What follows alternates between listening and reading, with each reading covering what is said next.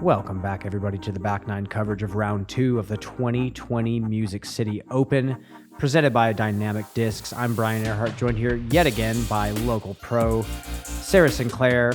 What's up, Sara? Not too much again. I'm looking forward to seeing how some of these pros can clean up a little bit more on the back nine, rack up a few more birdies. I actually want to see what the hot round is this round. It was 8 down, round 1. Yeah, pretty respectable, solid score. Yeah. No one's shooting in the double digits yet. And we come into a back nine with some really challenging holes and also some of the birdies that you need to get on this course. As you can see, Chris Dickerson is on a good pace. Clemons is right behind him. And then Nikko and Joey just need to pick up the pace a little bit. Moving into this par 59 course, there's some challenging par 4s left as well as a few really weird par 3s. And speaking of which, thoughts on hole number 10 here, Sara? Hole 10, it's a 532-foot par 3, which is a bit long. It does play downhill, but the shot off the tee is pretty challenging, low ceiling, kind of a narrow gap. And then, if you get caught up early, it's going to be a tough scramble shot. And then you've also got an elevated basket at the end. Yeah. And with that middle tree, that's what makes the 532 so long. That's very true. Because you have to shape 532. And Chris gets a little kick out to the edge on the left side, but he got lucky there. Yeah, if that tree was gone, you'd see a lot of pros getting down there, but it's so perfectly placed that you have to pick a side. And here's Chris trying to go long turnover. I think this is the same disc he threw on 7, and he's kicked out to a decent spot. I saw some of the women getting aggressive on this hole by kind of purposely turning it over or flexing it over on the right side over 11's tee pad. Wow. Oh, no. He nearly hit the ground. He was so low. Yeah, I can actually sympathize with that. Ouch. For sure. Nikko going little flex shot. Again, he's not going for a 2 here. He's just trying to get it out the gap. So this hole actually played quite above par at 3.61. This may need to be called a par 4 in the future. Definitely it's kind of a tweener. Oh, yeah. And I think there's room. I mean, even if they wanted to put a different tee pad on the hole, I think there is room to change, the layout of the hole to make it a solid par 4. Chris is fading out a little bit too far right. He'll be about circle's edge, maybe 35. The women actually get to play from the shorter tee, which I think it makes a little bit more fair. Yeah. Very nice approach shot.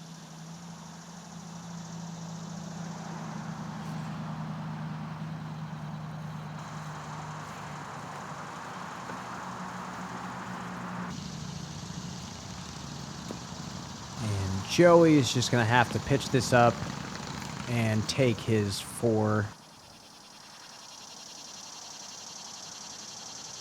This can be a little bit of a knee knocker putt out in the open here, with being exposed to some windy conditions potentially and the elevated basket. Chris did not commit to that. Oh. Maybe there's some wind out there we weren't able to see. Yeah, I don't know what that was, and I don't think he knows what that was.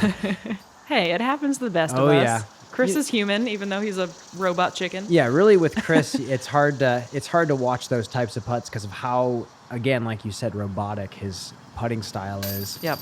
And Clemons is going to tap into 3.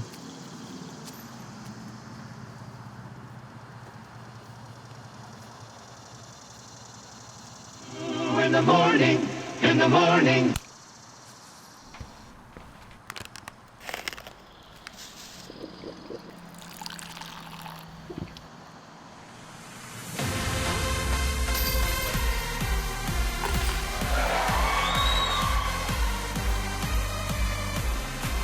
Birdie Fuel Coffee.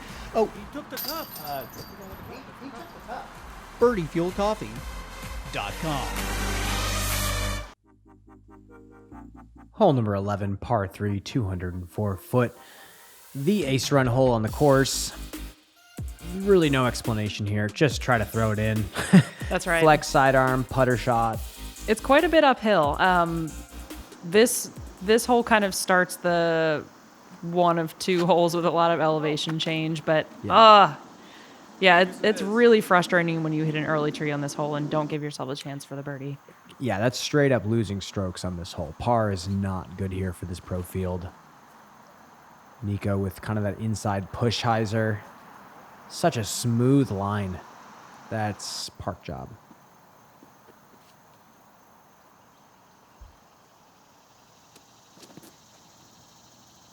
Chris flexing one up there. Oh, Man, and he is also going to be short of the basket. lots of guardian trees around this basket for sure. Little putter Oh, get sidearm off it. also hitting the Man. outside tree. Well, this is quite the opposite of what we saw during the first round when Yeah. I believe we had a star birdie frame.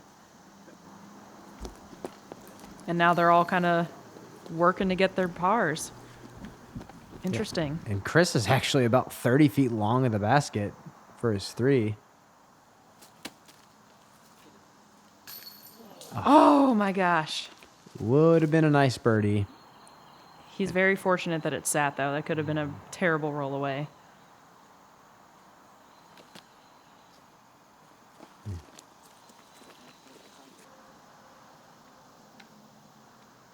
Well, they may not be losing strokes to each other, but they're definitely losing strokes on the field as a whole. Yeah, this is one that you are going to need to get a birdie on to even keep up. This one averaged I believe, a 2.48. And just not really one you want to miss, obviously. We've said this a few times, but kind of surprising. There's the Nikko birdie. snags the birdie after throwing a clean backhand shot.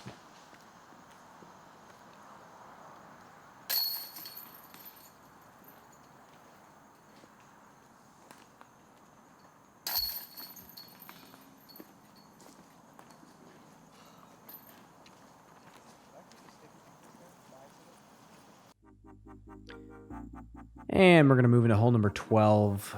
Probably the hardest and most demanding par 3 on the course. 379 foot, plays more like 410.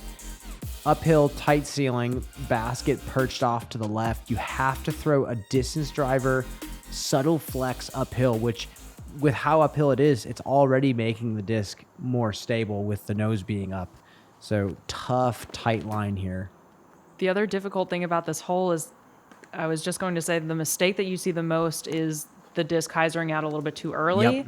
And then with the basket being placed over to the left with kind of a wall of trees in front of it, it's a really, really difficult approach shot if you end up where Nikko did. Oh my yes. gosh, he got so I sneaky. love watching that with the lefty sidearm. That is such a solid shot from Chris.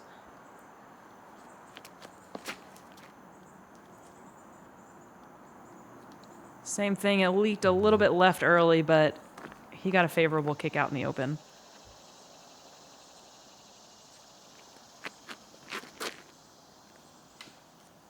Little high from Joey.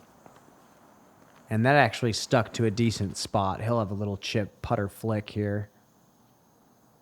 And maybe not a chip. Yeah. So you see that wall of trees over on the left that Chris Clemons was able to sneak through, but he executed that like a pro.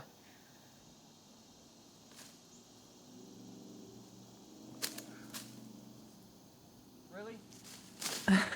Yes, Nikko, really. Yeah. That's exactly what your disc did. Tough spot that he was at. He's going to have to work to get that three. Woo.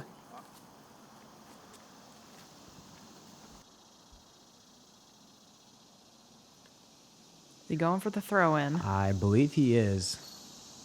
Oh.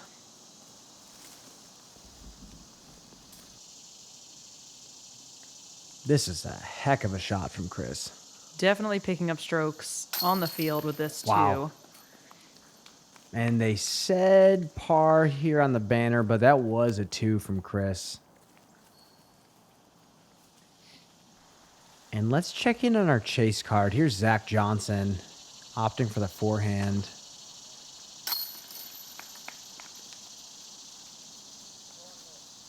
Just showing how challenging this hole really is. From the knee. Oh, man. Another tough shot.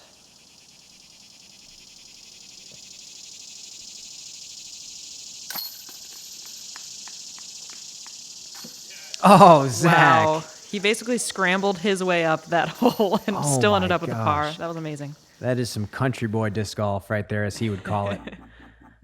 So number 13, 276 feet. Again, one of those par threes that you have to get. This is pretty much playing as a par two.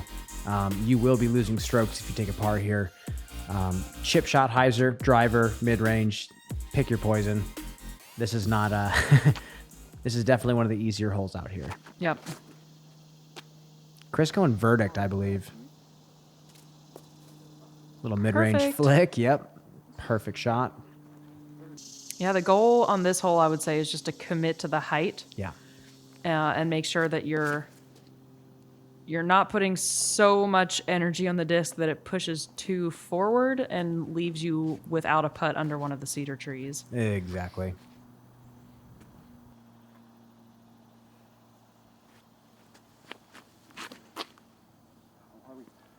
Little wide. Man, I did it again. Yeah. I jinxed him. It's one of the only misses you can have on this hole. That looked great. Wow. That was wicked overstable, and that's going to be parked as well.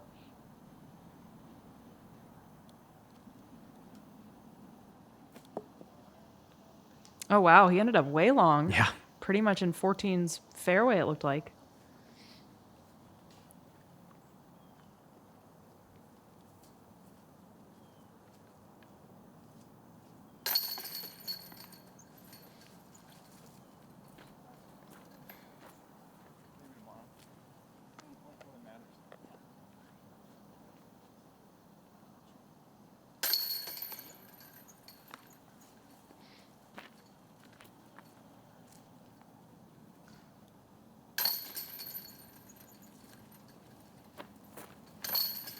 Some solid birdies there from our card. And let's check to see how our chase card did here. See if we can get some aces on camera.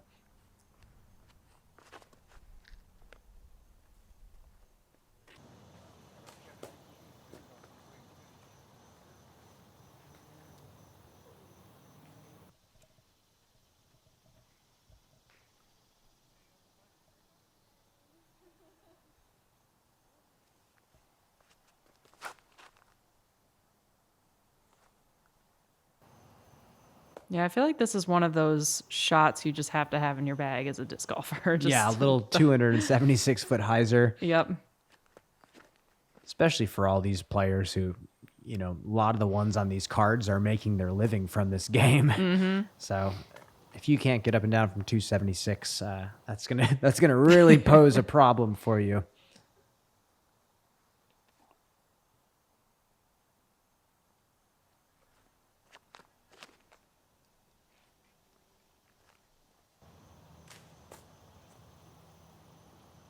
That's about as good as you can do as a card.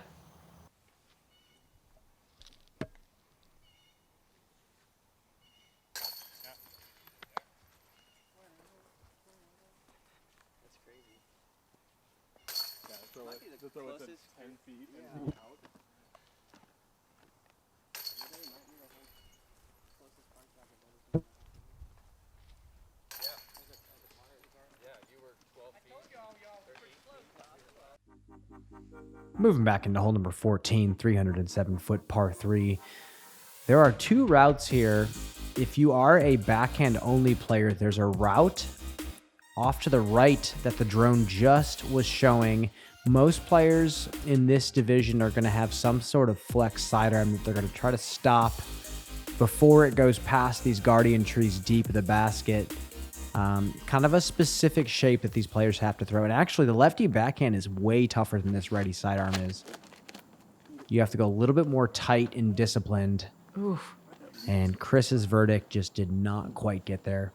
That right gap that you were just referring to, I believe they cleaned it up a little bit because previously I would end up over there and just have nothing. Yeah. There's a lot of grabby cedar branches, and it actually looked like an intended route. Yeah, definitely had some players taking that gap this year. And Nikko just has that flex sidearm dialed. Wow. And that is circle 1.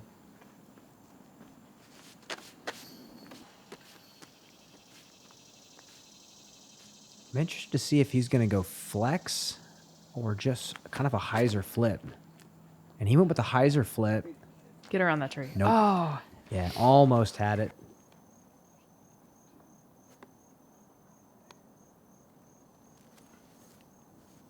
Ooh. Oh.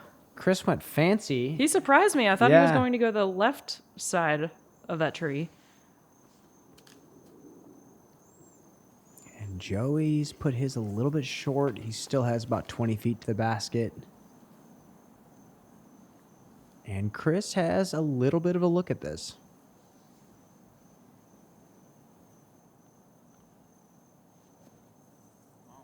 This tends to be a fast green, though. And Oh, good thing it's sat. notice the stall, the bit of nose up anhyzer he put on that putt for that exact reason that you mentioned. Just trying to stall it into the basket. Oh, man, Nikko.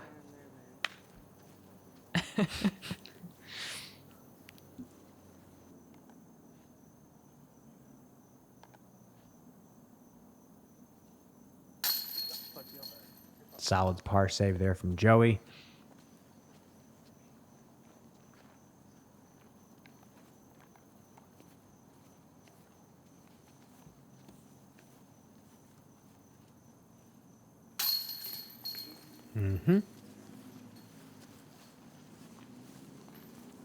Not a whole lot of birdies on this hole. It played almost exactly at par. Yeah, just a very specific shot to hit, and that type of flex sidearm is not a shot that a lot of players can say is a strong skill. Is that a Raider? Yep. Good little bit of turn and then a nice strong fade. I've been meaning to talk to you about your pre-shot routine. In the tournament, you only get 30 seconds. Wait, really? Yeah, really. Oh.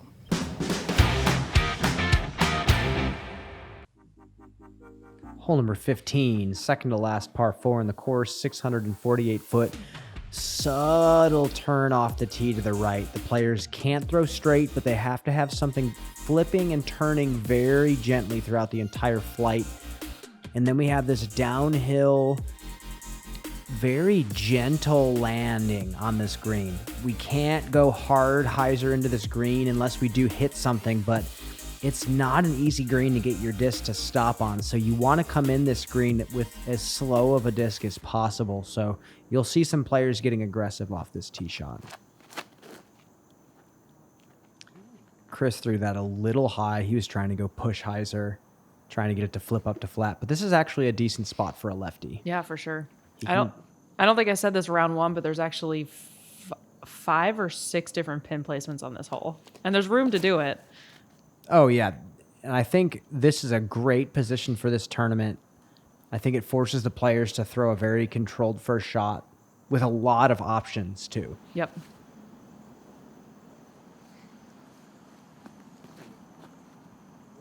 You know, Chris is going to go mid-range turnover, and now Nikko's going to go fairway driver flex. That looked money. Super smooth.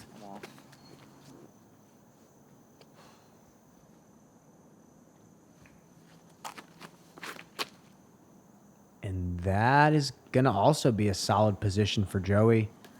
You know, I like holes like this where off the tee you can do a little bit of everything as long as you're in the middle. But then you have holes like 14 where you have to throw a very specific shot. Oh, no. And Chris has cut rolled his flex Ooh. sidearm, and He he's got going to be lucky short. there. Yeah, definitely a little bit of good fortune there for him. Is he a former Ultimate player? Because he had that. Nope. What? Nope. Where are they learning from former Ultimate players or something? People are flick just looked getting like good, man. Yeah. They're just getting good these days. Oh my gosh. Usually if you get into that wooded area a little bit too early, because there are at least one other pin position in there, and sometimes you go for the early pin position, but rarely do you get through all of these trees and kind of bounce forward like you saw. And Nikko was asking for it to roll through all those trees. Didn't quite happen for him. And this is what you want from Chris. You can get that skip early. Oh, no. What? So close. He landed in almost the exact same spot he did round one. Yeah, it's tough to really cleanly stick it on this green.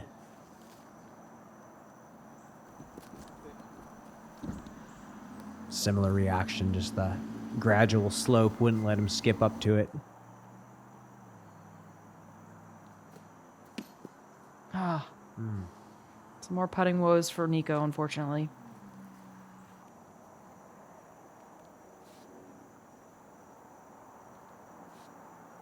This is kind of a scary putt because you've got the drop off behind the basket, but no problem for Joey. It's a great birdie. He's going to move to 1 under par. Kind of a tough round for him. He's just trying to stay afloat here.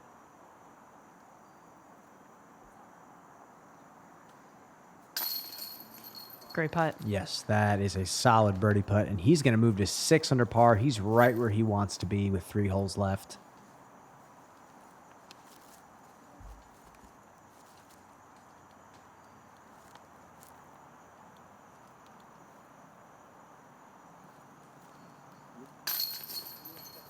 Oh, yeah. And that's a good par save for Chris after that second shot kind of cut rolled left.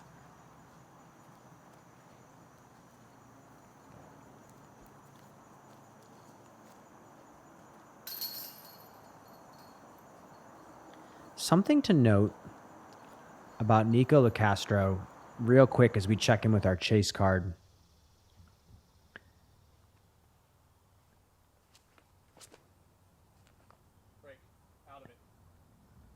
We were just talking about Nikko's putting woes with that style of pitch putt that he was working with. If you watch videos from when he was playing in the early, maybe late 2000s, his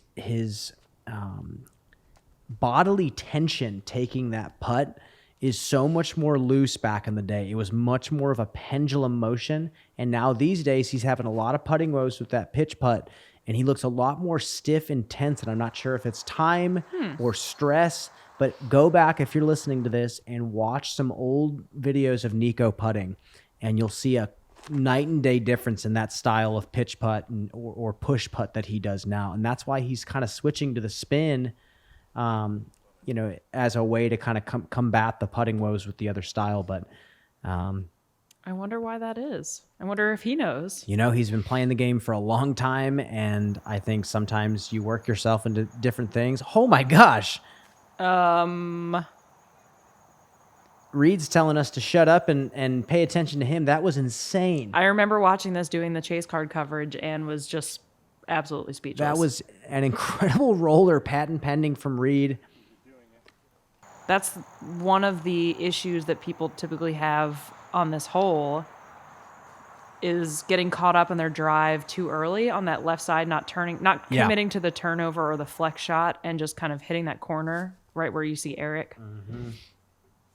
But scrambling from that position and getting it within the circle is insane. Yeah, we'll see where this roller gets us. I think I hit the wood, or the wall. So there's a dynamic disc kind of separator wall between the fairway of this hole and at the very top of hole 11 that you'll see right here. And it's not out of bounds or anything. It's purely for aesthetics.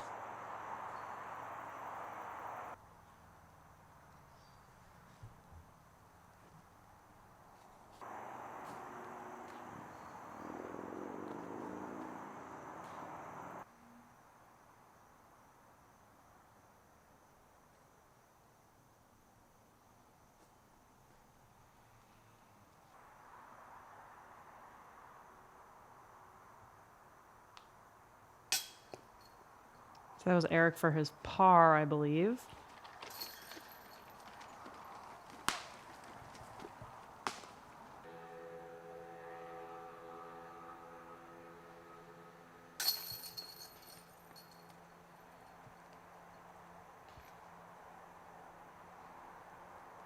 And The scramble award goes to Reid Frescura. Yeah. Oh my gosh, that is a shot that I'm guaranteeing you he still remembers.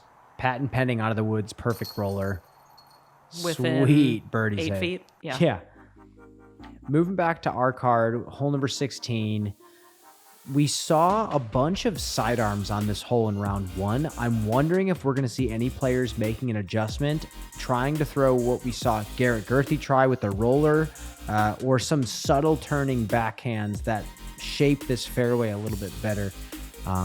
Again, very challenging fairway to even access. No, we see Chris go with the forehand. Yeah, like you, I was kind of surprised. It seems like the forehand would just die out a little bit too early. Yeah. But maybe he's kind of betting on the like a roll or a skip or something down the hill. Yeah, I think it's one of those holes where you can kind of just let it filter and see what happens. I'm really wondering why we're seeing so many sidearms come into this green. Joey puts it a bit high, but like you said, it's in there somewhere. We'll see if Chris kind of corrects a little bit more direct line. I like this a little bit better. Yeah. A little bit more direct rather than the high hyzer. This at least gives him a bit of a look at the basket.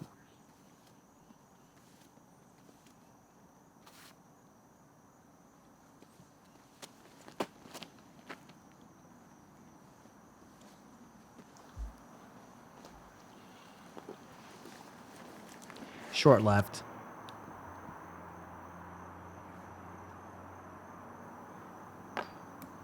Sit down. Like a soft run.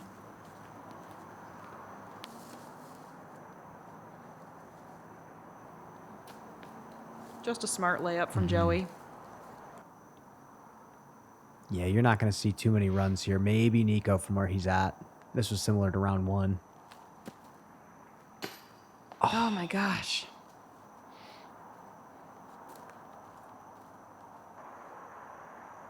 And here's a birdie look for Chris. See if he can repeat round 1. Oof.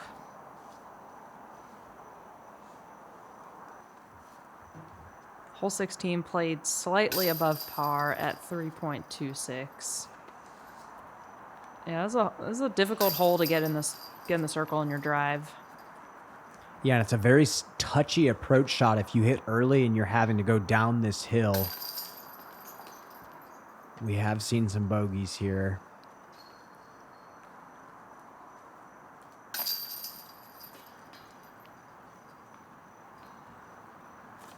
Got some pars from our card. We're going to move on to number 17.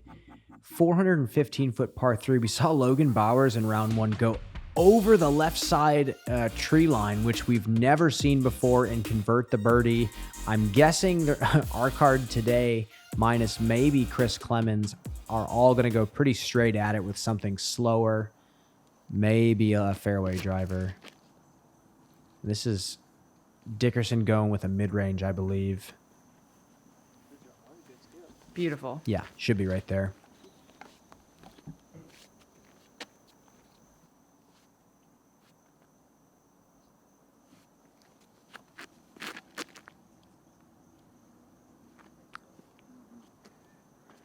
I believe that's flying like a mid-range from Joey. That's parked. Wow. Perfect shot. He somehow one-upped Chris on that throw. Yeah.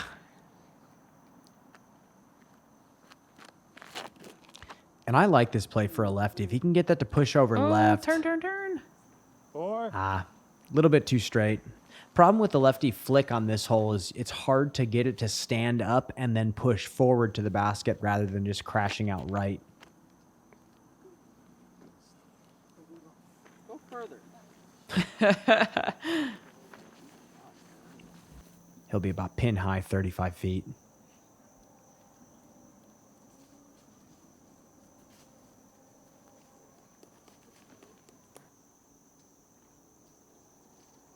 Hopefully Nikko can convert this for his birdie. Oh my gosh. Just off the front Just cage. all over the cage.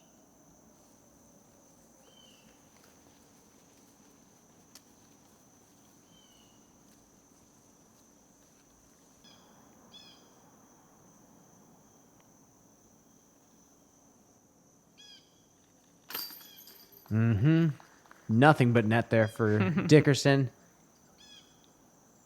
It's going to be another birdie for him. Making it look easy. Yeah, that was a perfect shot from Joey.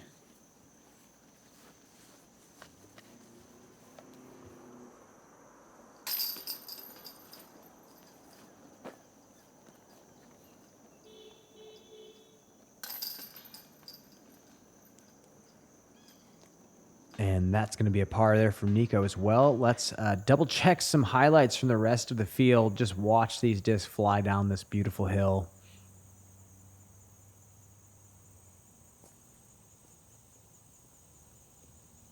Wow. Not too bad. Within the branches, too.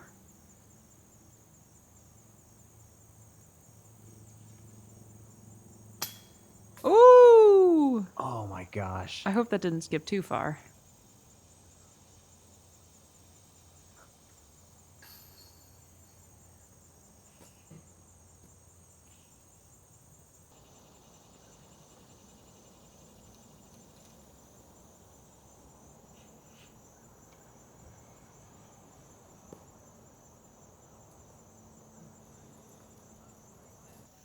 Lots of different strategies.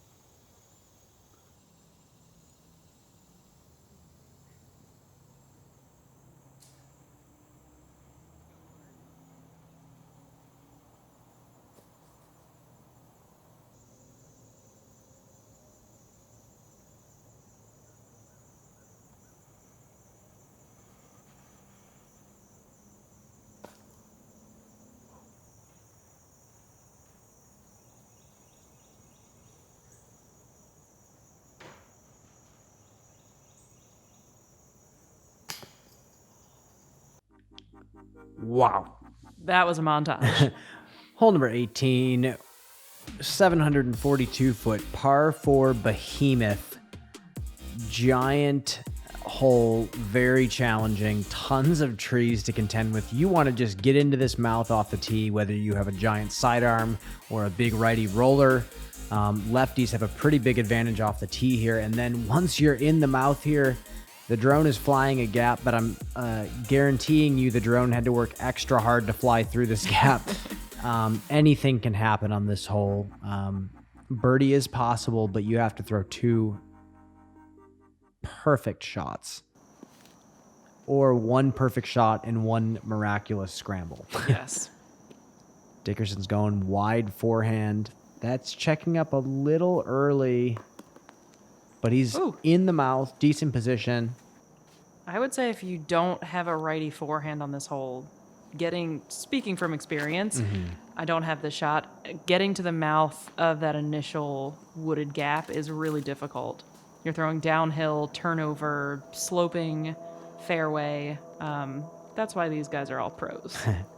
And Joey had skied his forehand off to the right. Clemons, kind of a similar miss. He got such a favorable roll. Oh my gosh. That just shaved a stroke off of his score right there. Definitely. And this is, if you don't have the sidearm, this is the only other play if you want to get into the mouth. Yep. And it is a difficult line. This is a distance driver roller from Nikko. And that is potentially a top tier lie for him, depending on what those trees look like. Oh my gosh. And Chris was just trying to get through that gap. He was not trying to even go for the basket. And we can barely see Joey back there. Move, Chris. And Joey has put himself into a decent position. He might have an up and down for a par. And Chris Gets through. Yes. No everything. way. He is just outside circle 1, putting for birdie. What a shot. Clean backhand. See if Nico's got anything over here on the left side. Oh, sounded like he just nicked something, but it didn't really affect the flight all too much. Kind of shoved him nose down and gave him that forward skip. He was almost in perfect position. Looks like Chris has got a window picked out. Oh.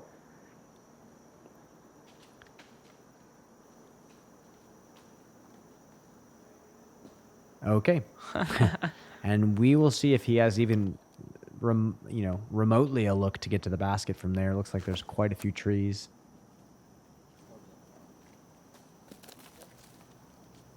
Joey puts it to pin high. Circle 1.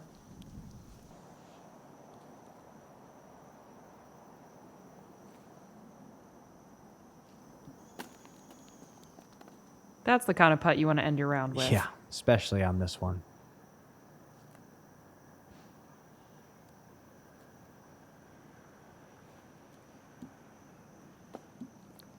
And Chris has given himself pretty decent putt for to finish up round 2.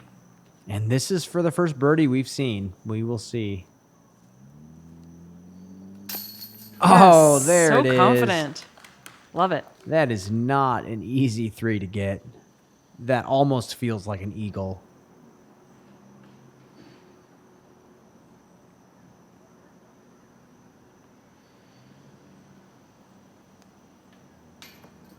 Oh, just short.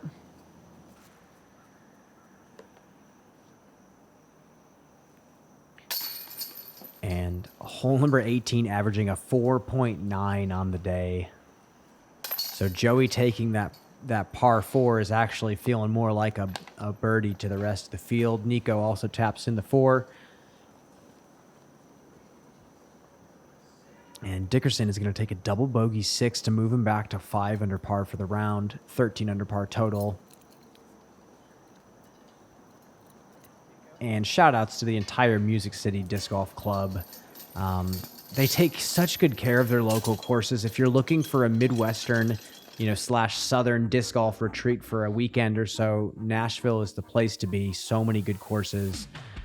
As you can see, Chris Clemons finishes with a -7 after the beautiful birdie on 18. -5 from Dickerson, and then -3 and -2 respectively for Nikko and Joey. Still a tight race on the leaderboard. We have a lot of players still within a few strokes of the lead. And we will catch you on the flip side for round 3. Again, thank you so much for supporting Gatekeeper Media. Subscribe to them on YouTube. We will catch you for the final round.